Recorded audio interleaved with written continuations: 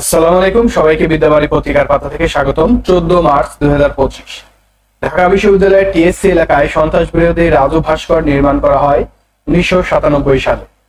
কানাডার বর্তমান ক্ষমতাসীন দলের নাম লিবারেল পার্টি। পল্লী কবি জসিমউদ্দিনের প্রণয় দিবস 14 মার্চ, মৃত্যু 1976। ইরানের পারমাণবিক ইস্যুতে চীন, রাশিয়া ও ইরানের বৈঠক অনুষ্ঠিত হবে বেইজিং এ, চীন।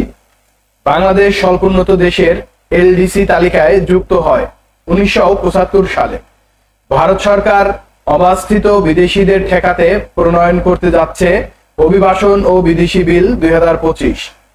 গ্লুকোমা রোগটি মানবদেহের কোন অঙ্গের সাথে সম্পর্কিত? চোখ।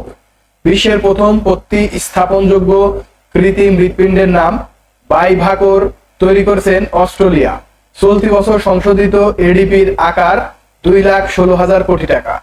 চীনা ভাষায় রবীন্দ্র রচনাবলীর অনুবাদক দং ইউ সেন।